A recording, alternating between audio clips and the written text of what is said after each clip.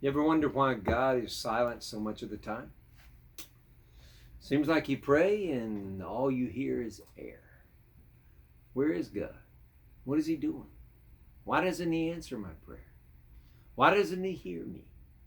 Habakkuk was an Old Testament prophet who felt that frustration.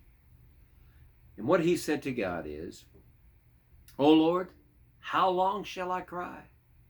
And you will not hear. Even cry out to you, violence, and you will not save. Why do you show me iniquity? Why? And cause me to see trouble." Can you identify with that?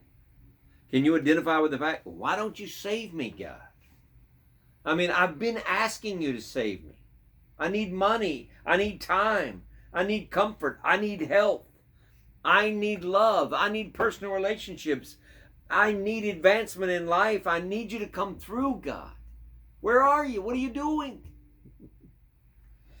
Well, Habakkuk kept crying out to God. And guess what? God showed up. And He answered him. And basically, this is what it was. You know, Habakkuk, I never promised you an easy ride. I never promised you no difficulty in life. But I've got something bigger in mind than just your personal welfare. It's amazing that God started with creation first of the universe. Then He created man. See, there's something bigger here. We want to put ourselves first in front of everything. God says, I'm talking about redeeming mankind. Those that'll come to me. I'm talking about giving them everything they lost in the fall and a whole lot more. I'm talking about my glory, God would say. I'm talking about eternity. And all you're talking about is today. Doesn't mean it's not important to God.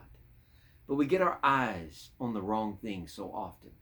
We need to back up. The way to solve a problem sometimes is to get outside of the problem. See the bigger plan. See what God has in a larger context. God, you're in control. God, you love me. God, you work all things out for good. God, I'm going to give thanks no matter what. You tell me in James, if I lack wisdom, to ask of you and you'll give me. And so I'm going to go back to the basics in the midst of this. But guess what? Sometimes God doesn't answer your prayer the way you thought. He shows up, God did, and He said, I'm going to do a work which you won't believe. You want me to correct the Jews. You want me to get them to respond in peace that you're preaching and respond to your prophecies. But He said, you know what I'm going to do? I'm going to raise up the Babylonians, and they're going to wipe out your people. And then you'll come back to me. You're going to go through a time of chastisement that you couldn't believe. And Habakkuk's like, well, I didn't ask for that. That's not what I was asking for. I was asking for something else. And God says, I'm not under mandate to answer the prayer the way that you pray it, because I've got something bigger in mind and something better for you. So many times we have our own plans and our own ideas about God's way of answering our plans, and we so confine God that He said, that's not what I'm going to do. I'm going to do something bigger than that. I'm going to do something better than that.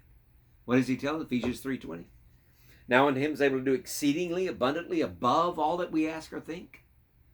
God, with His mind, He can do better than you're asking.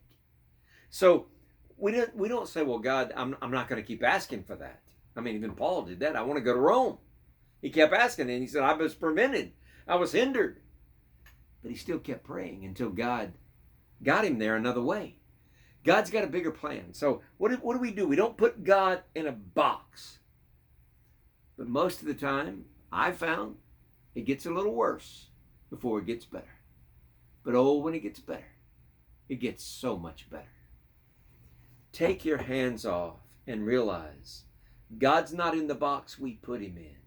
He will answer your prayers. He'll be faithful to that. He's going to be faithful because the Bible tells us to ask, tells us to seek, tells us to knock. We'll get the answers. They will come.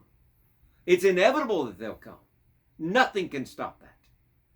And so you keep praying, but be prepared. God may be thinking and doing something bigger than you had in mind.